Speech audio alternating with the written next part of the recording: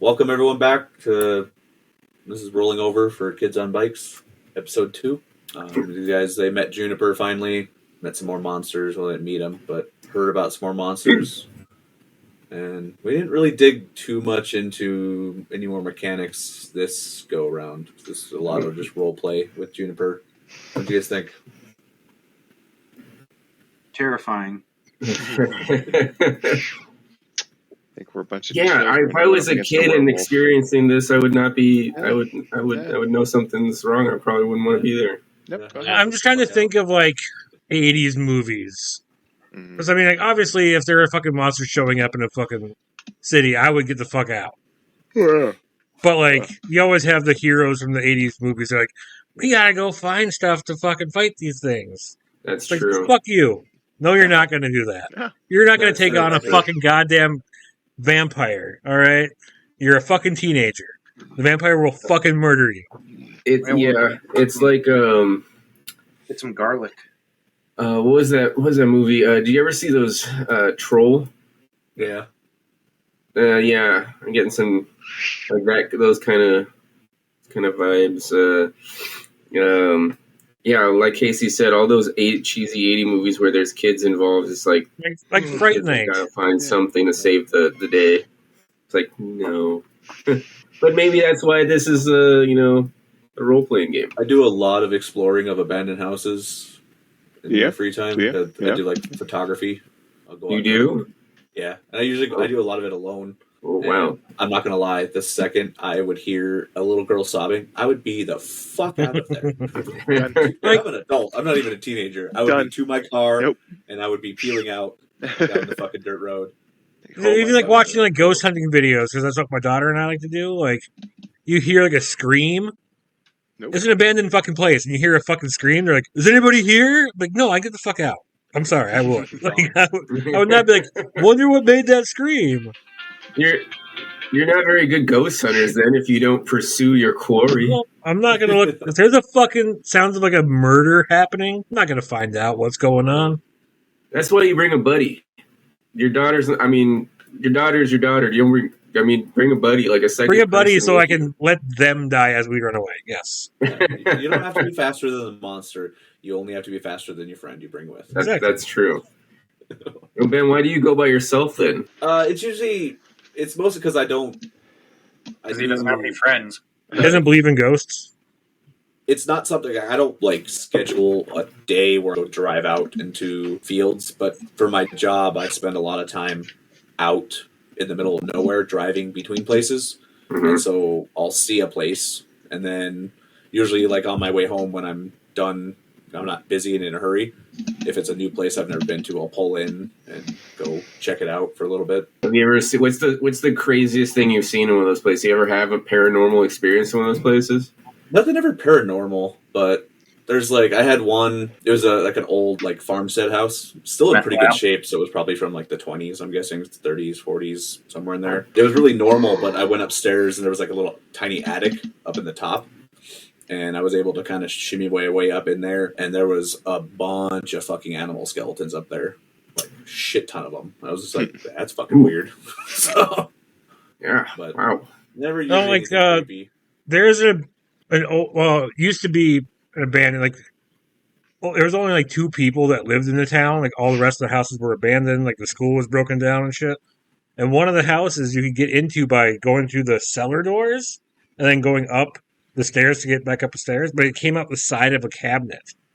So, like, when we were describing coming up the basement, I was thinking of that, like, pushing out from the side of the cabinet to get into the house. Oh, wow. And then, I think the best thing we ever did with an abandoned building, Ben, was the giant firework war. Yeah. It was abandoned, like, 2-story house with a basement. And we had a team in the basement, the main floor, and the upstairs. And then a team outside shooting, like, Roman candles and bottle rockets inside the house. Yeah, we had they were trying to push in to kind of like capture the flag or king of the hill, trying to push in, and the people in the house were trying to keep them out. It was fun. Interesting. I was using artillery shells like grenades. Yeah. Have you ever captured any ghosts on film that you didn't see, like, in person, but like in your film while developing, you see like, oh, that's weird. I didn't see that while I was No, there. I don't. I think it's for me because I do like film photography, like actual like 35 millimeter, and I don't just use my phone to take pictures, guys. I'm a Yeah, professional. I don't think I've ever gotten an orb on my film photography, but on like phones and shit like that, you'll see shit. But it's usually 99.9% of the time I know as like, well, the angle I was at, there was definitely light coming through a window bouncing off a piece of broken glass. Like it's, I also don't believe in ghosts, so that's probably part of it. I'm not like predispositioned to it. I don't think they're real, even remotely. I'm superstitious, and that shit would creep me out. I wouldn't go in a place like that. Like I said, if I experienced it, and I've had some what I would call paranormal, but I'm always like, there's got to be some, there's something to explain what the fuck. See, and I try to do that when my daughter and I are out ghost hunting. Like, I try to be like the reasonable one. Like, well, this is probably the reason why that happened, But I think the creepiest, like, not even the creepiest, but just like the most, like, I can't explain that.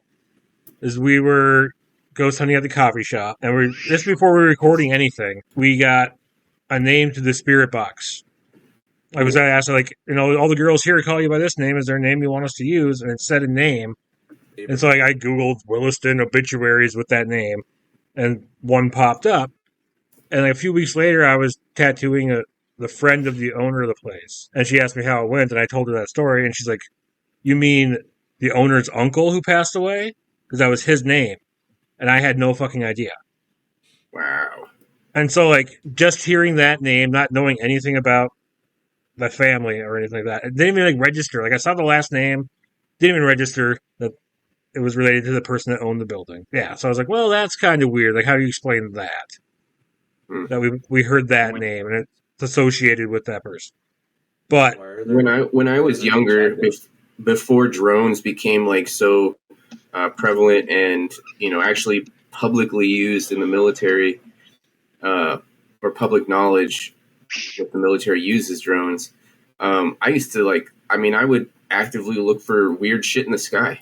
Like, a couple of times I saw some really crazy shit out in West Texas, but now, like, having seen how an F-22 can fly and perform with, like, proper handling, I've seen drones, like fighter drones. You can, go to an Air Force museum and see, like, mock-ups of fighter drones. The limiting factor with what people, like manned aircraft, can do is limited by the pilot. Like, the aircraft themselves can do crazy shit, but the pilot would pass out because of the force of the G's they're experiencing. A drone, an unmanned vehicle, an unmanned fighter, it could do things that would just boggle. Like, I would love to see one of those things fly. Okay, so because they could probably do some crazy shit. Our podcast is now officially going to be shut down by the government. And I've never seen it. We're going to have federal agents at every one of our houses.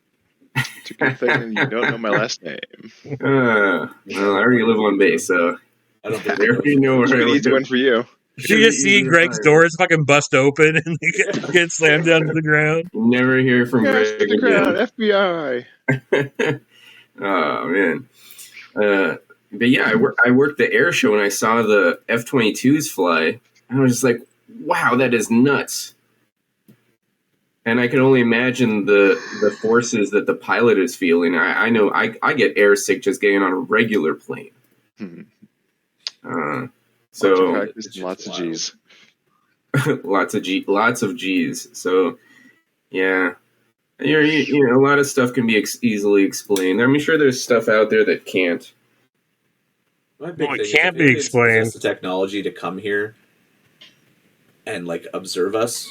I mean, that's crazy tech to begin with, to be able to get to us. Yeah. Like, that's something we're struggling with right now, is to even leave the heliopause of our solar system is like a crazy thing that we did. Yeah. For aliens to come from a whole different fucking solar system over to ours, and then just to leave their headlights on so people can fucking see them. Yeah, I mean, it makes sense to me. It wouldn't make any sense. Like, they would be able to hide from it if they could master that technology. We can already a lot of our shit is stealth. We can hide from people, and the aliens can't. Like, Yeah. Maybe it's not that they can't. Maybe they want to intrigue us to start searching out. Maybe it's the fucking Confederation, and they're just like, hey, we need to get these people to almost our level so that we make contact with them out in space, and then they can join the Federation of Planets, and we can slowly build up for space travel for these guys. Yeah, but they need to obviously prove you can't break the Prime directives. Prime directive, you can't interfere. we need to get to the point, but they're just like, hey, flash your blinkers at them real quick, and maybe that will intrigue them to start looking get them up. Intrigued. Yeah. Go draw symbols in their corn. Yeah. There's another one. Here. I know that we talked about coming up with things for next week, but here's another one. The Mandela effect. That's weird. That one is weird. That one's weird. Well, that's because the fucking the Hadron Collider? It fucking put us in that's another. What they say, but a lot of it is like selective memory. A lot of it, honestly, is pop culture. Because everyone used to think that it was Luke, I am your father, when it is no, I am your father. But the scene in Tommy Boy when he's talking to the fan, he goes, la, loo, loo, loo, loo, I am your father. So everyone remembers that quote. And then the Monopoly Man thing is from Ace Ventura when Nature Calls, when he goes up to the guy coming down the stairs, like, oh, you look like the Monopoly Man. And he's wearing a monocle. Yet the Monopoly Man doesn't have a monocle. So it's things from pop culture. Oh, sorry, go ahead. No, what were you saying? I was going to say, what about the Berenstain Bears versus the Bernstein Bears? Berenstain Bears, yeah. I mean, it always has been. Because I specifically remember it, Berenstain Bears. Yeah.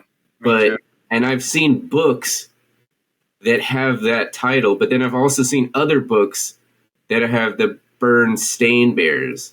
See, I'm pretty sure my grandma still has them, and we looked at it like a few years ago. And it's this Berenstain Bears. Berenstain Bears. Yeah, like old fucking books. Or the other one with the Kazam movie with Shaq. Everyone thought it was Sinbad that did it.